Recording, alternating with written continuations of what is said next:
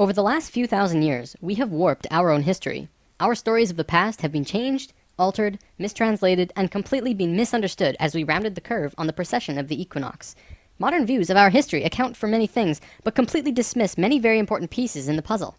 For example, the pyramids of Giza. There is no modern theory that accounts for how these could have been made. Individually, each block cannot be pulled even with 50 men pulling it, let alone drag it for hundreds of miles and then stack them on top of each other 450 feet in the air, in such a precise way that even modern technology can't achieve. Not to mention having it lined up precisely with both Orion's belt, a golden mean, and Fibonacci spiral, and be a primary nodal point of every sacred site on the planet. And that's just one example. Our history is not what we think. Many things that we've been led to believe to be true simply is not. This has got to be the biggest. The field of archaeology recently saw some monumental discoveries that are rocking the foundation of what we think we know about ourselves. Many ancient cities such as Babylon, Erech, and Akkad that were written about in the Bible and other ancient texts were always thought to be myths because no one could prove they existed. Then, one of them was found. This led to finding another, and then another. Inside one of these cities, archaeologists found thousands of cylindrical clay tablets hidden deep within the earth under this ancient city. The tablets were completely covered in text, written in cuneiform, and tell an ancient story that spans back over hundreds of thousands of years on this planet, describing the history of the earth and the origins of the human race in great detail. Now, the first thing we all want to do is just say that they were making things up. They didn't know the history of Earth, and they were simply creating tales to explain where they came from. However, if this was true, how can we explain how they knew so many things about the universe that would seem impossible to know? Not only did the Dogons know all about the distant planets in the solar system, but so did the Sumerians. They described them all in great detail in these Sumerian records. They also knew about the precession of the equinox. That's a tough one for a historian to understand, because it takes over 2,000 years of continuous observation to actually learn that the Earth has a wobble. The Sumerians had this information from day one of their civilization. A man named Zacharias Sitchin spent a long time transcribing these texts and had put them all together in his books, but many others have also done the same, and the interpretations are always very similar. Not only that, but Thoth has also shared information about this with us, and his account matches the Sumerian records. Adamus and other channelings discuss it as well. If you see all of these records and sources, there is a huge connection between the stories. Now, this story spans back hundreds of thousands of years into our past. It talks about Tiamat and Nibiru, the Nephilim, seeding the human race, Adam and Eve, and the children of Lemuria. This portion of the story is really interesting, but not the most crucial to know. We're not going to be covering this at this time. We are, however, going to be picking up the story at the end of Lemuria, and discussing the events of Atlantis up to present day. What I'm going to tell you is a mix of what these records say, along with what Thoth has told us for some finer details. Please have your own experience while watching this. I'm not going to tell you that this is fact. I am simply saying, decide for yourself.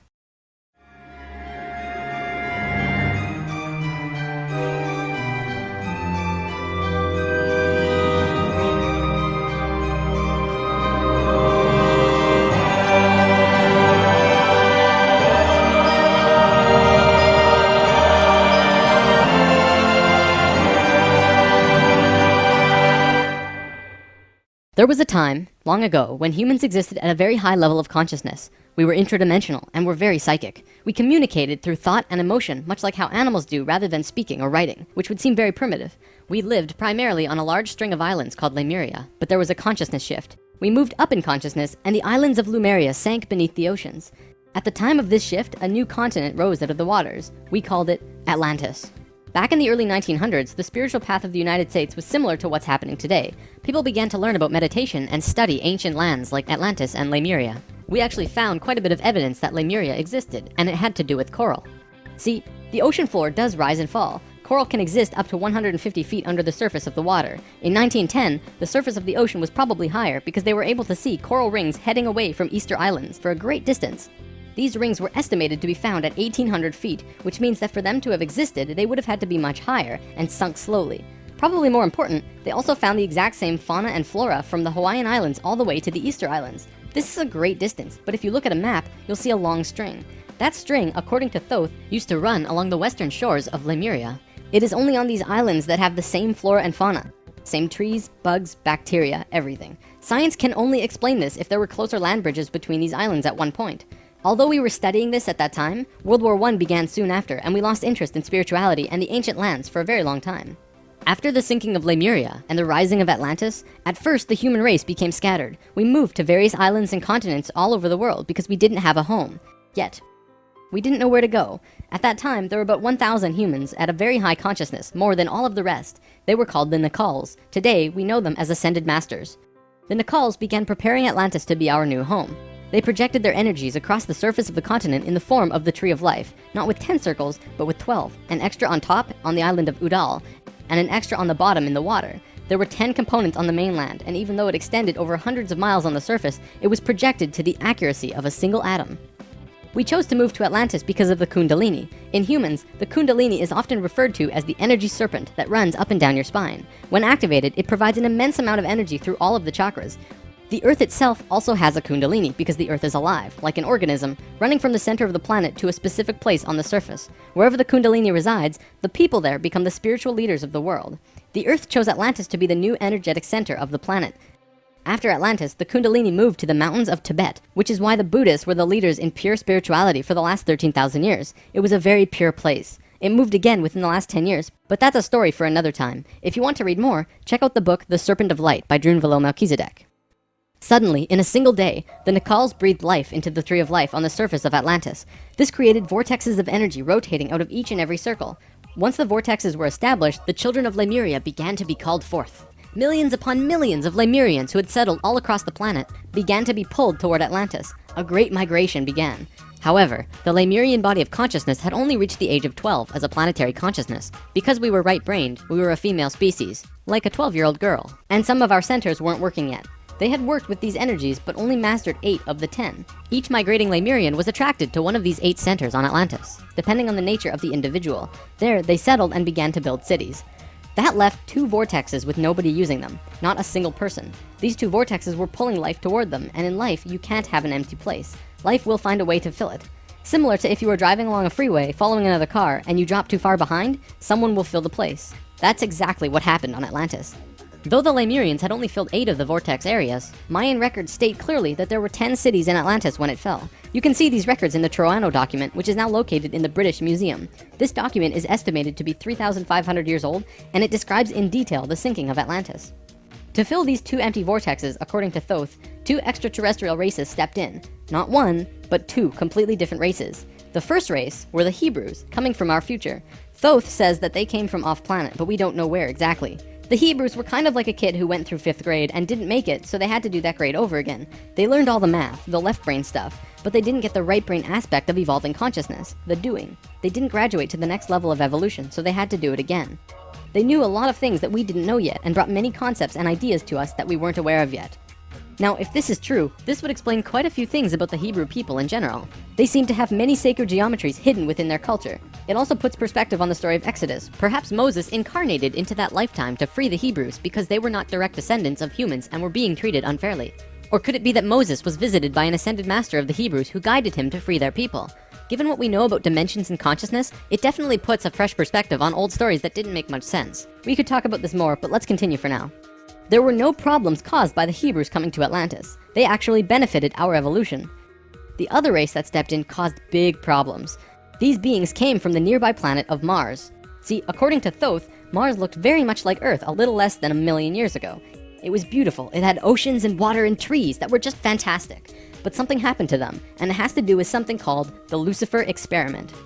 From the very beginning of creation, everything is simply an experiment. Creation itself was just consciousness creating and inhabiting itself in that creation. There is no divine plan. Spirit can do whatever it wants. Having said that, if Spirit decides to cut itself off from the rest of consciousness and create a separate reality on its own, it can do that too. This is called the Lucifer experiment.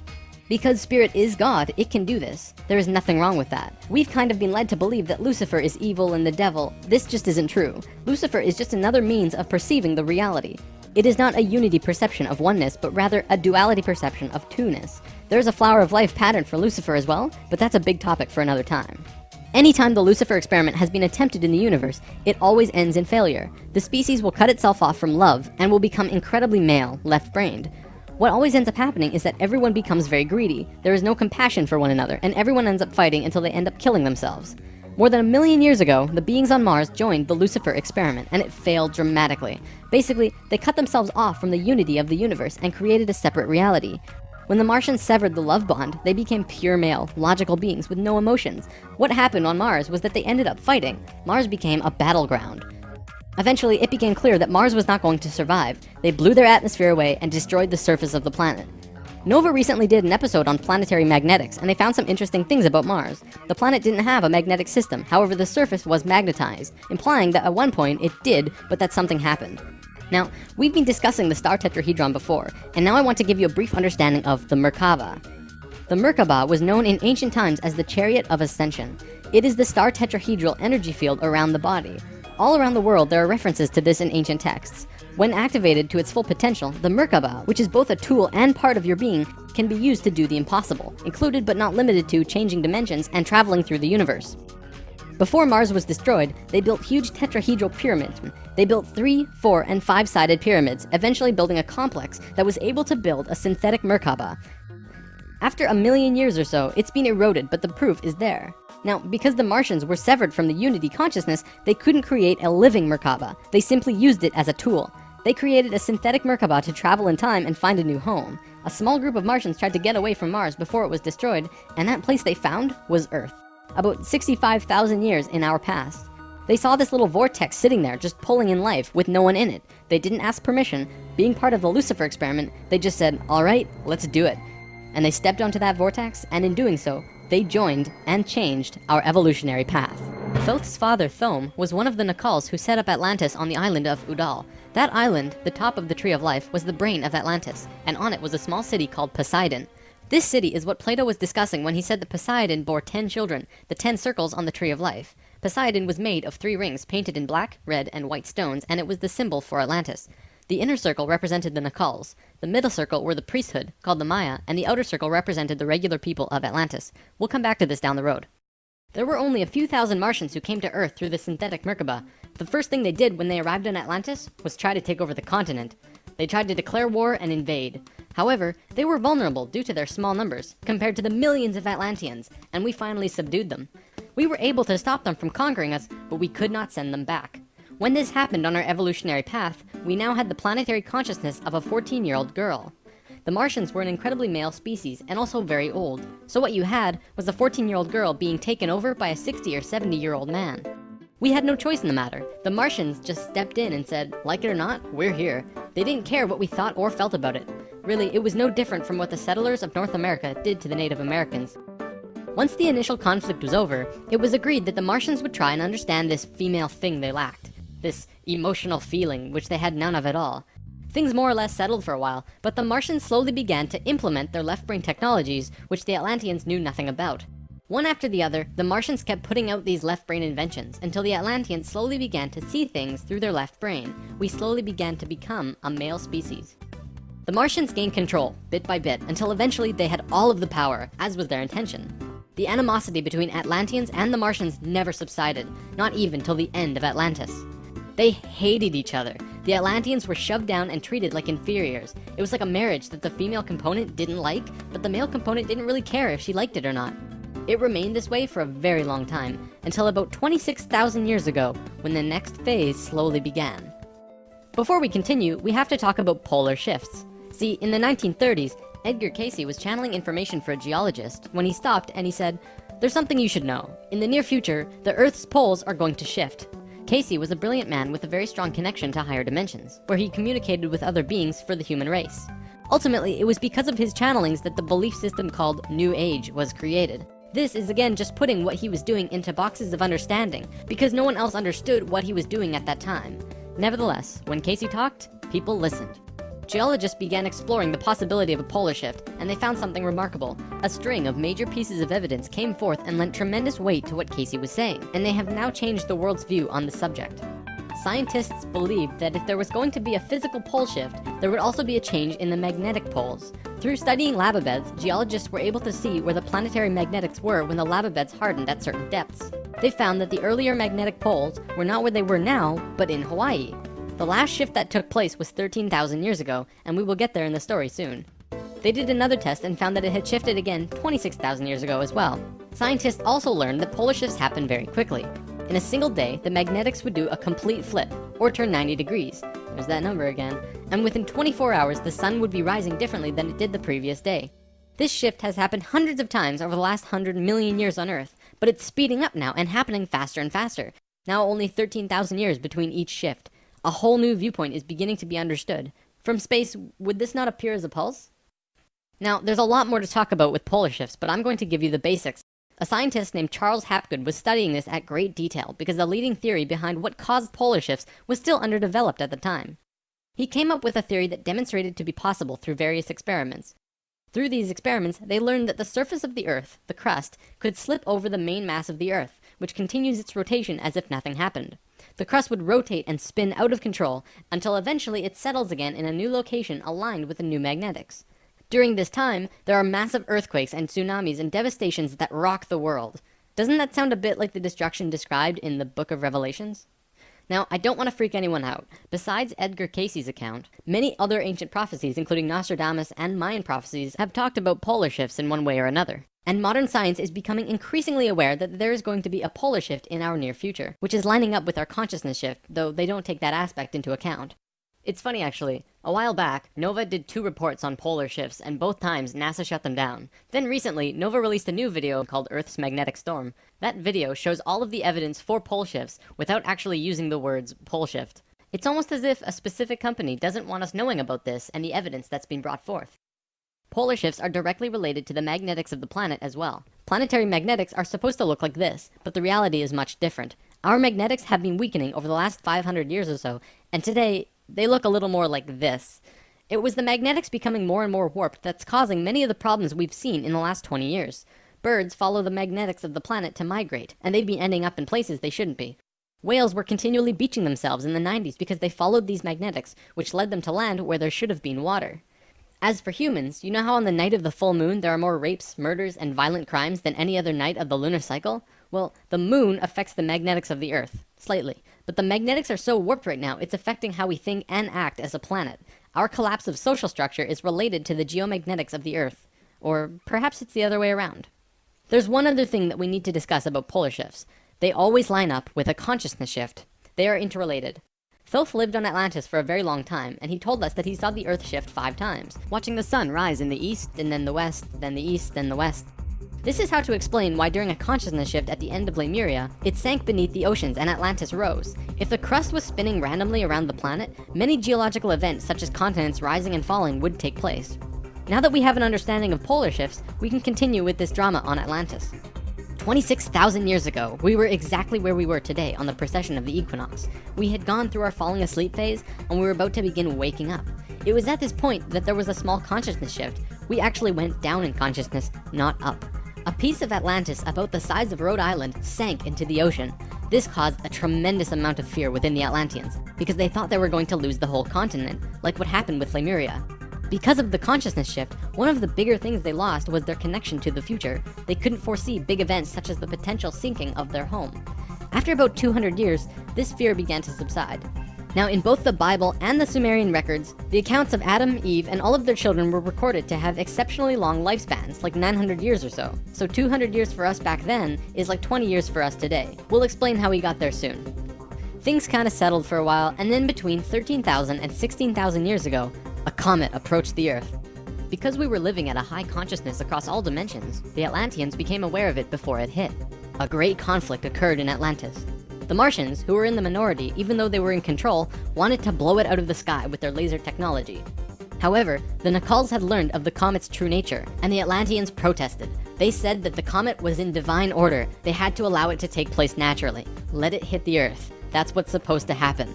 The Martians fought the Atlanteans, but in the end they gave in. The Martians agreed to let it hit the Earth. When the time arrived, it came screaming into the atmosphere, plunging into the Atlantic Ocean just off to the western shores of Atlantis, near where Charleston, South Carolina is now, only that was at the bottom of the ocean at the time. The remnants of the comet are now scattered across 4 states, and science has definitely determined that it hit at least 12,000 years ago, if not more. They're still finding pieces today.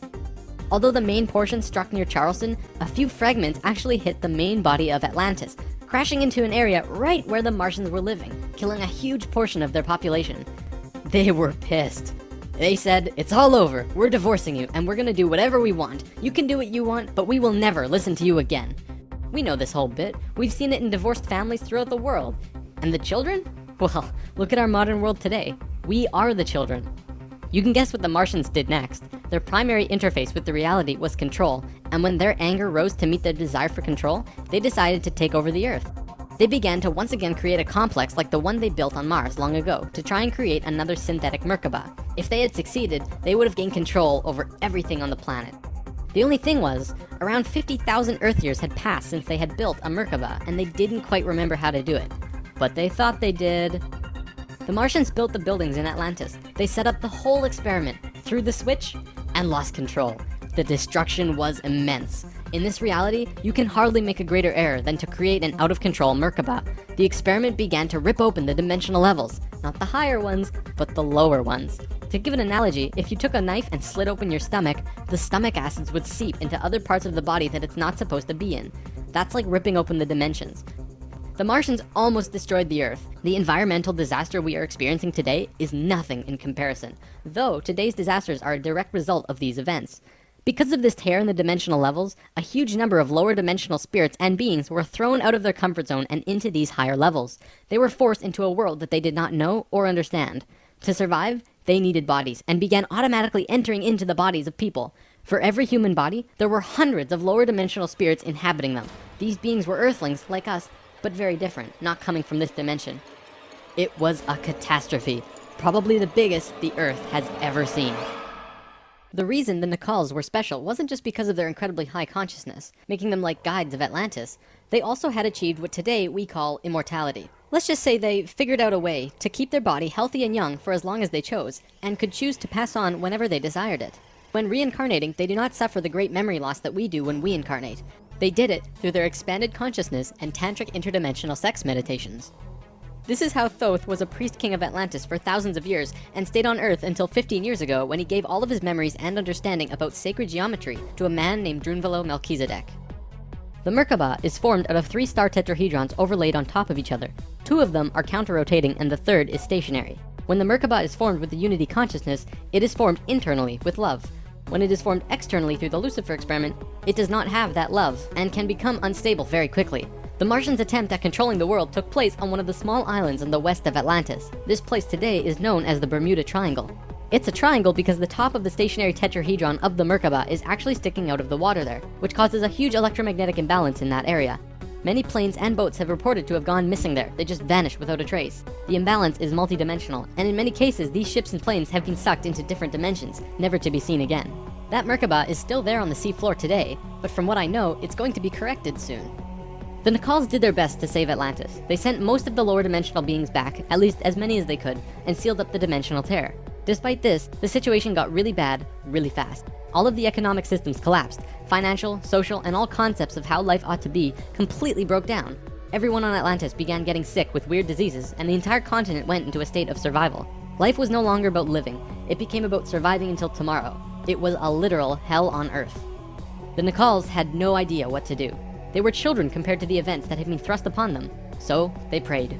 They prayed to the highest levels of conscious life in the universe, asking for help from anyone who could hear them. The problem was reviewed on many high levels of life, who I am drawing as the Justice League because the 11th and 12th dimensions are completely incomprehensible to us in our current state. What they told us was this: we were going to fall. We were going to hit rock bottom, level 1, the lowest place we possibly could be in the universe and still survive. Also, we were changing polarity. We were no longer a female species, so we were starting from square one as a male species. And finally, and this was the shocker, we would only have 13,000 years to return to Christ consciousness. Normally, it takes hundreds of thousands of years for a species to get to Christ consciousness.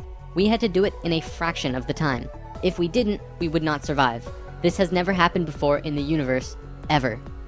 Thoth, who was the priest king of Atlantis at the time, learned that they would have to perform this experiment on themselves. They received instructions from the highest levels of life and they went on their way. Thoth proceeded with a being named Ra and Aragat, who were previous kings of Atlantis, and began the experiment. To understand what they did, we have to talk about consciousness grids. A planetary grid is an etheric crystalline structure that envelops the planet and holds the consciousness of any one species of life. This grid does have an electromagnetic component associated with the third dimension, but it also has a component for every dimension as well.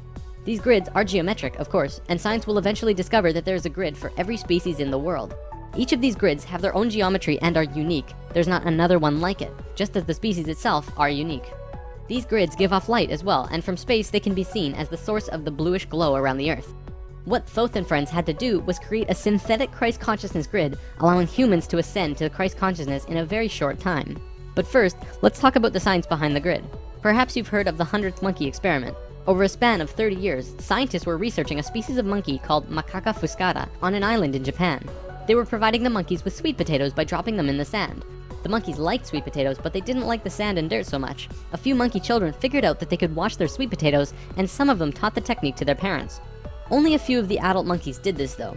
This went on for some time until one day, the monkeys who actually knew the technique hit critical mass. And bingo, the technique started spreading faster than it did before. Monkeys started learning it really easily across all of the Japanese islands nearby as well as on the mainland. They knew that there had to be something that wasn't yet understood about how a species is connected to itself.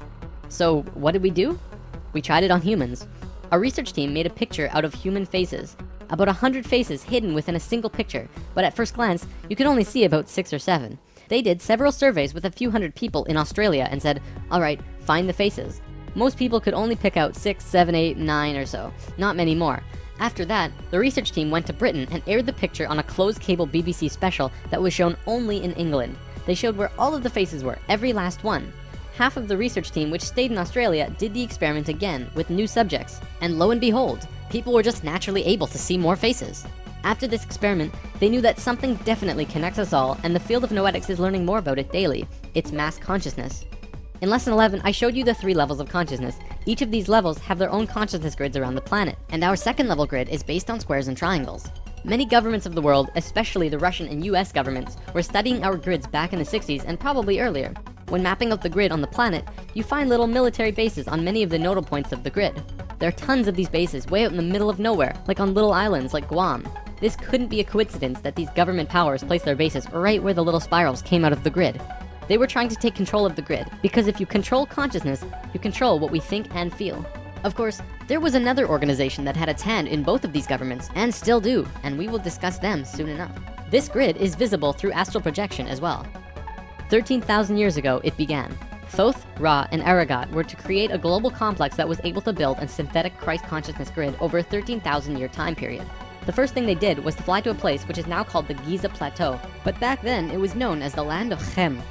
It was also a rainforest back then as well, not desert like it is today.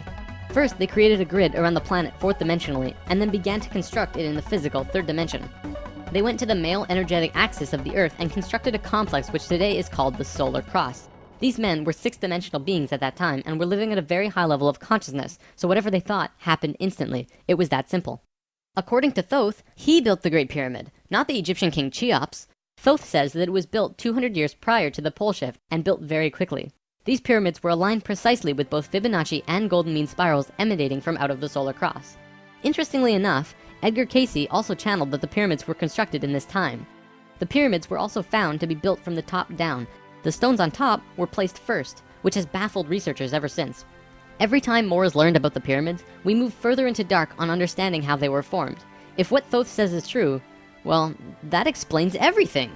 From there, Thoth and friends constructed an entire network of temples and structures along this grid 4th dimensionally, placing them on nodes on the new synthetic Christ consciousness grid they were creating.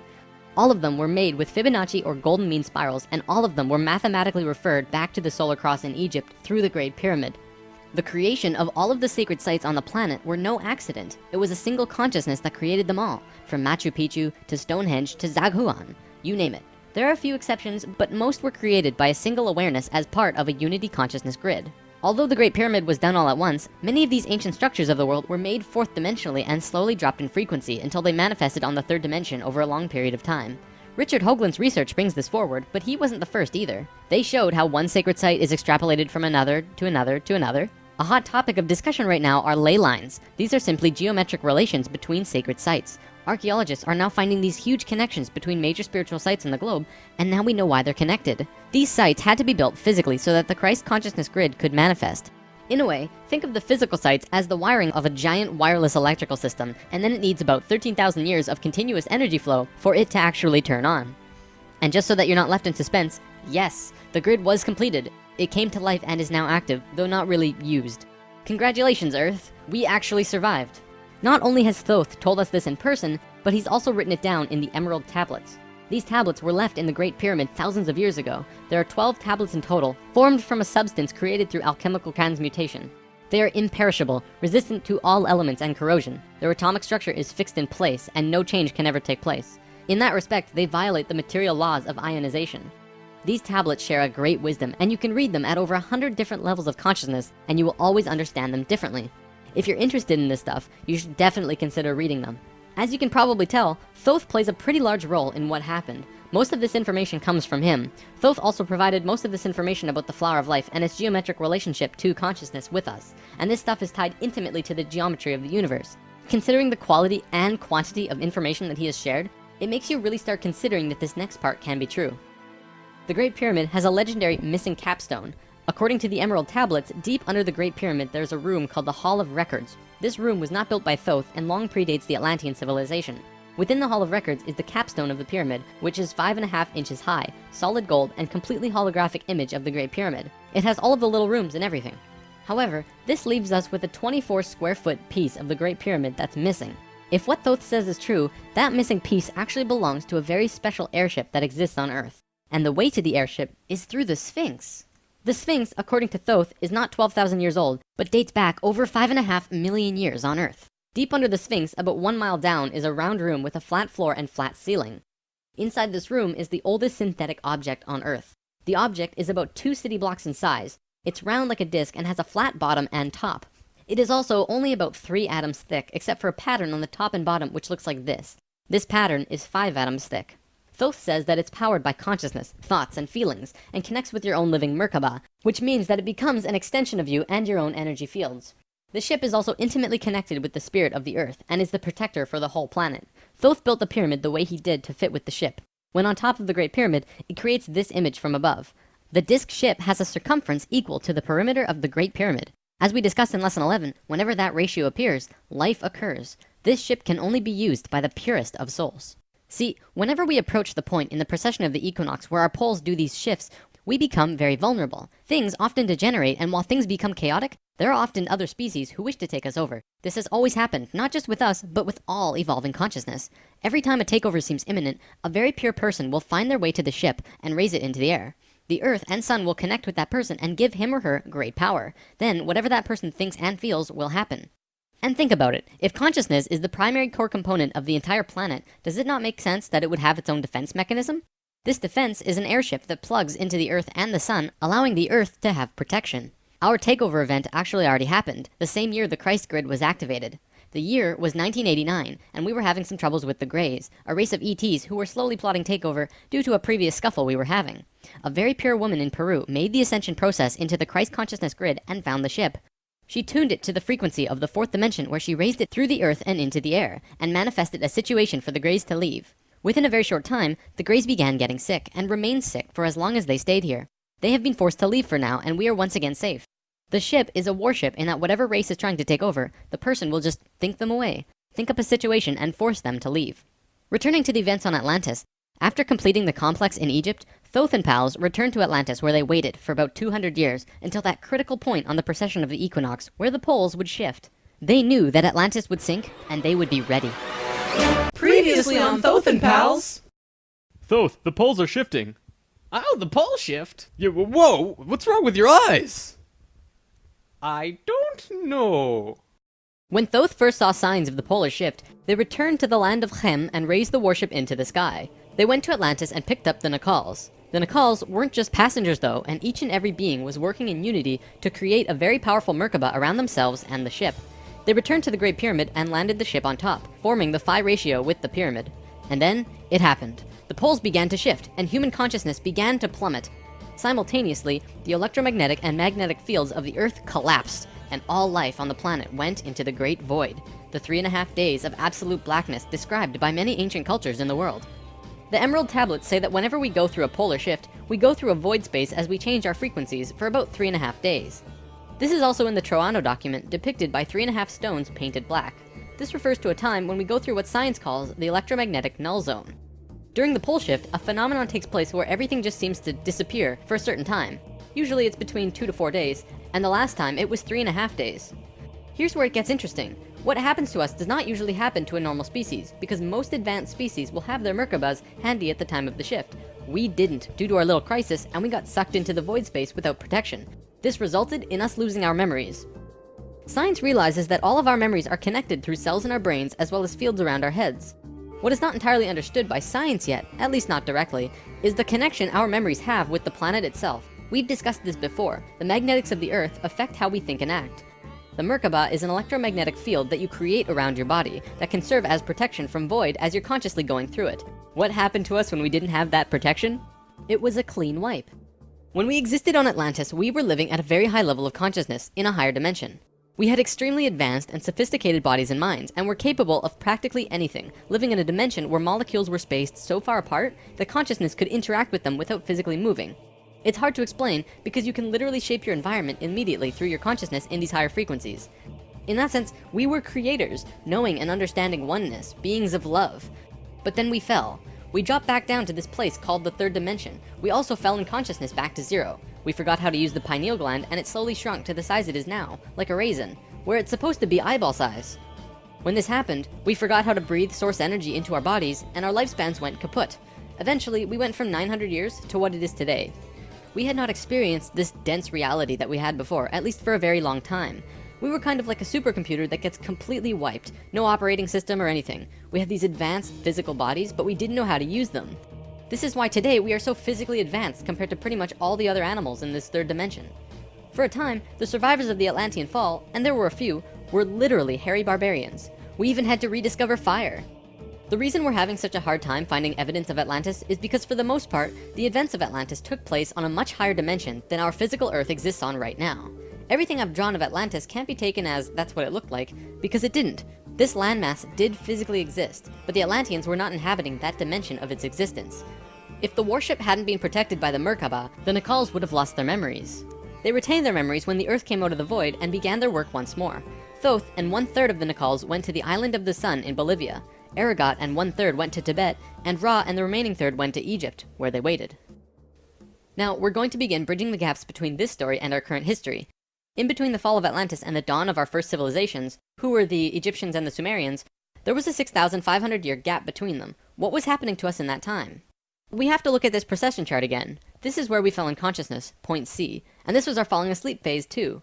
Thoth, Ra, and the Ascended Masters were waiting until point D. They had to wait for humans to just evolve themselves over a 6,500-year time period until they were advanced enough to actually receive this new information that they were going to provide. Sometime in here was when the flood of Noah occurred. Because of the pole shift, the Earth went through an ice age. This is scientific fact. When the ice melted, it would have caused massive flooding. DNA is the physical manifestation of who you are. It is your soul's physical aspect. What we are seeing in DNA is changes in the codons. There's 64 possible codons in DNA, and humans only have about 22 or so. What we're finding is that there are 6 more codons being activated within these children, and they are choosing 2 of the 6. These kids are what we call indigo and crystal children, and probably the super psychics as well.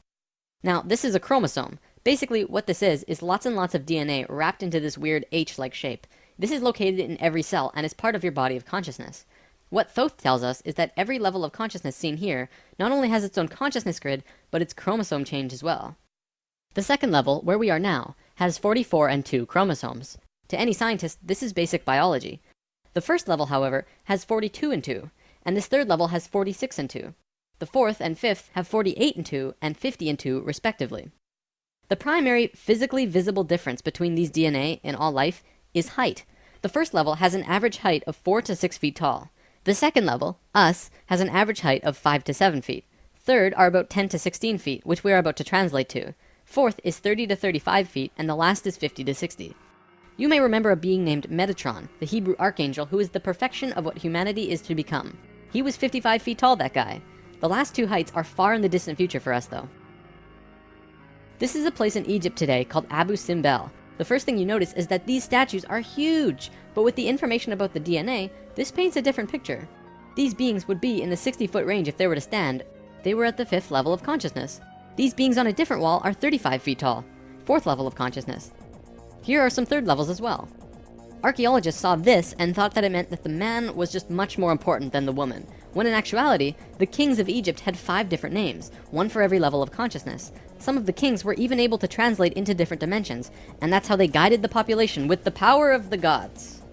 In Egypt, according to today's top archaeologists and researchers, the Egyptians and Sumerians both began their civilizations right around the same time from each other, within a few hundred years or so. Both of these civilizations emerged out of nowhere with perfect writing abilities that were not improved upon since. When they first emerged, they were extremely sophisticated and clear, and slowly degenerated over generations. No archaeologist can explain how this happened or explain how it could have happened. They placed Egypt and Sumer into a special classification called stair-step evolution. What happened was, one day, Egypt got its language, full and complete.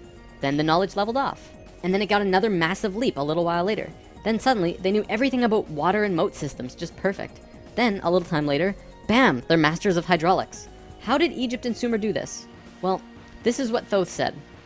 When we were evolving on our own for 6,500 years, Ra and the Ascended Masters were waiting in an underground city beneath the Great Pyramid. We'll come back to this in a bit. Thoth's son Tat formed a group called the Tat Brotherhood, which is a secret group that still exists today as protectors and keepers of the sacred temples. Today, they're still connected to the Ascended Masters. So about 6,000 years ago, some members of the Tat Brotherhood would wait until they would meet someone who could understand what they were going to teach them. When they found someone, they would just tune their frequencies to the third dimension and walk up and tell them information flat out. They said, hey, if you do this and this happens. The Egyptians would say, wow, look at that. Then they would go underground, wait another little while, and repeat the process. Over a short period of time, the Egyptian and Sumerian evolution shot up in stair steps. As for the Sumerians, they also received a more detailed story by those who were assisting them. They described to the Sumerians in all of the details they remembered. They said, this is the history of the planet, write it down. The Sumerians knew about the precession of the equinox because they were told it by the Nacals from Atlantis. After this stair-step period, we began to fall asleep further. Things got worse once more. It was our falling sleep stage of precession, and although the Nacals had given us a boost, we were consciously dozing off. On that note, it's time for the story about the city under the pyramid. Keep an open mind about this because there is very little proof for what I'm about to say. For over 40 years, Drunvalo Melchizedek has been studying human consciousness through sacred geometry and spiritual teachers and masters all over the world. In 1996, he was contacted by a source in Egypt who said that something incredible had been discovered. A stone stele came out of the ground between the paws of the Sphinx into the daylight. They removed it and dug into the earth beneath the Sphinx. There they found a room with 3 tunnels leading off of it. One of the tunnels, which went to the Great Pyramid, had another tunnel coming off it, and it was shielded by a wall of light. Bullets could not pass through this field, and people could not even get close to it without feeling like they're going to die. The Egyptian government found a particular person who could turn off this field. They also had brought in Paramount Studios to film it, as they had filmed the opening of King Tut's tomb. They had a good relationship with Egypt. The government wanted several $1,000,000 from Paramount, but at the last minute they asked for an extra $1.5 million under the table. Paramount was outraged and they backed off. Things were silent for about 3 months. Then Drunvalo heard from a source again who was involved in all this, who said that 3 men shut off the light field and went inside. They found themselves inside a very large building that went on for miles underground, which was really the edge of a giant underground city, which was really just one giant building. Then, a little while later, an Egyptian archaeologist named Larry Hunter began describing the same thing, but more detailed. He said that the city was 6.5 by 8 miles wide and 12 stories deep, and the city was outlined by specific temples in Egypt. The 3 pyramids are lined up with Orion's belt, but there are also small temples for every other star in the constellation. Those temples map out the city underground and are made out of a special stone not found anywhere else in Egypt called Koinen stone. Incredibly enough, very recently, ancient tunnels were found in Romania that led to both Egypt and the inner earth. Now, I don't have time to go into detail about this particular story, but if you want, check out the book Transylvanian Sunrise by Radu Cinemar. To be clear, this is a theory that has not been accepted by the Egyptian government, but the underground city that Thoth said was there is, according to Mr. Hunter, marked by temples made of a unique substance, and the temples match the star pattern of the constellation of Orion. 4,000 years after the stair-step evolution, we were at our lowest stage of our evolution. We were hitting bottom on the awareness road. Suddenly, out of the darkness, 3 men came to Earth to give us a little nudge. Everything in ancient Egypt was synthetic. They had this entire civilization based around achieving heightened states of consciousness, but they had to do it through tools. Now, we're not going to look at each of these tools individually, but let me give you a brief overview here. This tool was used for transferring vibrations into the body. Along with that were the hook and flail. This little device was a kind of generator to increase vibrations, though there's not too much information available on it. This thing, however, was their most important tool, the Ankh. They saw the Ankh as the secret to eternal life, and they used it not as a physical tool, but as an energetic one. They would use this form and Ankh their sexual energy. Now, this could be a huge topic on its own, like how energy travels up and down the body through a vertical tube between 5 energy channels that counter-rotate as they extend through the body. But basically, sexual energy is an incredibly powerful energy. We definitely abuse it today, but what the Egyptians knew was that when you had an orgasm, a very large amount of energy bursts from your root chakra all the way up your spine to the top of your head, and then it gets released. What the Egyptians would do was when the spiral of energy hit their heart chakra, they would onk the energy out of the back of their body and over their head and back into their body, where they would keep the energy and retain a massive energy boost. In other words, if you take a tuning fork and hit it, it will reverberate for a certain amount of time. Then, if you attach an onk on top of it and hit it again, it will reverberate at least 3 times longer. The Egyptians were doing this with their bodies. Moving on, when Atlantis was first formed, the Nacals set up something called a mystery school. This is a special type of school where you learn about consciousness, and you learn different aspects of expanding your own consciousness, and eventually getting to a place where you become immortal. It usually took a very long time to achieve this state, and that's why there were only about 1,000 Nacals in comparison to the millions of Lemurians at the start of Atlantis. The first Atlantean to reach the immortal state was a man named Osiris. Ancient Egypt's mythology tells a story about Osiris, a man who was killed and cut up into pieces by his brother in an act of rage, and then the pieces were scattered. This event, perhaps less exaggerated than the myths, actually did happen, and it took place on Atlantis. Osiris's wife and sister retrieved the pieces, and upon returning the final piece, they restored the creative energy flow and brought his spirit back into the body. Through doing this, Osiris became immortal, and he was the first immortal of Atlantis. This story is told throughout ancient Egypt on many temple walls, and I'm going to show you why. Osiris went through the 3 stages of consciousness. The first one was whole, the second was separated from itself, included physically, and the third was whole again. The Nacals used Osiris's understanding of how he became immortal as a template for how others could do it as well, only through consciousness, without needing to be cut up, of course. This eventually became what we would call the religion of Atlantis, but it was more of a deeper understanding that they were following. This template was also used in Egypt, which we will look at now. Through this stair-step evolution, we began to change from the first level of consciousness into the second. Before the fall, we had incredible memories. It wasn't this vague recollection that we have now, but today we might see it as full-tilt 3D holographic memory. After the fall, we still had a photographic memory and could share these experiences with each other, which is called dream time. It is what the Aborigines of Australia still have today. Through the introduction of writing, however, we began to change from the first level of consciousness into the second. We lost our incredible memories and became very separate from each other and ourselves. Thoth was the one who introduced writing, and if you look at ancient Egyptian culture, it even says, Thoth brought writing to us, as well as many other things. Now that we were in the second level, over time, things began to change, and a very serious problem developed, which if it hadn't been solved, it would have caused a major catastrophe in our own near future. Basically, in Egypt, the Ascended Masters had used Osiris's genetic coding of changing chromosomes to show others the path of ascension. They developed a system of 42 and 2 gods, with a lowercase g. They were actually called Neters. Most will recognize this one. His name was Anubis. There were 42 and 2 Neters who were representative of human chromosomes. Each one of them showed a specific pathway of life or human experience, and people would follow these understandings to learn more about their life or their own reality. The problem developed when both Upper Egypt and Lower Egypt became more separated from themselves, and the meanings of these Neters were lost. Over time, the drawings of these Neters changed, and the meanings changed with them. People had no idea what they meant. Then it got worse, when the Egyptian king Menes merged Upper Egypt and Lower Egypt into a unified country. Menes also merged the belief systems, so now you had 88 gods that people were fighting over to decide who was really God. This was an issue because now they had people not knowing what to believe, completely lost, separated from their understanding of their own divinity and God. Things became separated further, people fought over which gods were really gods. Today we look back and say, wow, they thought there were so many gods, when really, this wasn't the case at all. Even with the help from the Tat Brotherhood, we just couldn't get it right. There was one short period of Egyptian culture that most historians don't really understand. As it's written in ancient texts and hieroglyphs, for 17.5 years there was a bizarre new ruler that completely changed how Egypt was run, and his name was Akhenaten. Before him, there were only kings. Akhenaten was the first pharaoh, which meant that which you will become.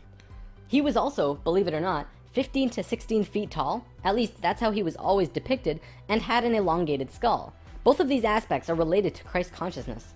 Akhenaten abolished all previous understandings of God and tried to instill a one-God understanding in everyone. After 17 years, the majority of Egyptians revolted and Akhenaten was killed, soon to be replaced by someone else, returning to the old system. What actually happened? To correct the problem, Thoth got the help from Ai and Tia, who were the first immortals from Lemuria, and got them to mate interdimensionally to conceive a Christ consciousness being. Thoth said that he worked with the previous kings of Egypt to help achieve this, and Egyptologists find that Akhenaten came completely out of nowhere. It took some time, and there was a transitional period involving Amenhotep III, but soon Akhenaten was on the throne. Akhenaten used his time to bring Egypt back to a simple religion where there was one God, one reality. He used imagery of a sun disk to represent this.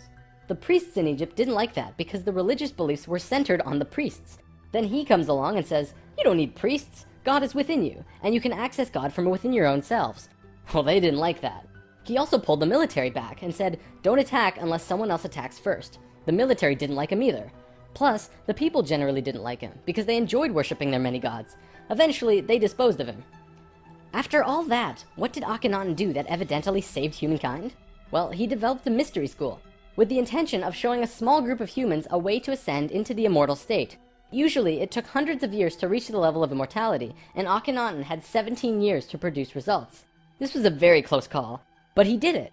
He actually showed 300 individuals the path to immortality in this short time. So after the general population disposed of Akhenaten, these 300 immortals would go beyond Egypt. Thoth wrote in the Emerald Tablets that after ancient Egypt ended, he brought a man named Pythagoras into the Great Pyramid and taught him the geometry of the universe. That man then went on to found Greece, which was originally built upon schools for teaching geometry and the Platonic solids and all of that stuff.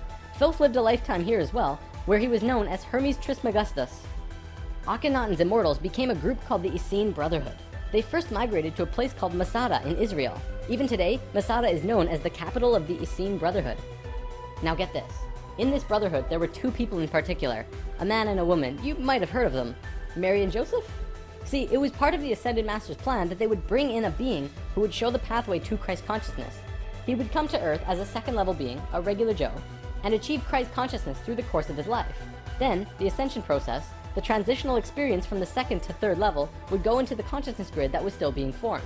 He was able to transition because he was originally from these higher levels. That man is known today as Jesus, although his name at that time was Yahshua ben Hur. If Yahshua had not shown up, we would not have had that ascension experience available to us today. None of us would be aware that these higher levels of understanding even existed, and we would destroy ourselves. According to what Thoth said, Mary and Joseph mated interdimensionally. Mary could have been a virgin, physically, but she mated with Joseph in a way that would allow a soul from a higher reality to come down to Earth and have a human experience. Usually, this is impossible to do otherwise. Through Yahshua's work, he came here just like us, a total human being, but he went through these three important stages: final death, resurrection, and ascension, and gave us these experiences so that we could access them down the road. Now, as we all know, the story of Jesus has a missing piece. He was a child, disappeared for some time, and then showed up again when he was 30.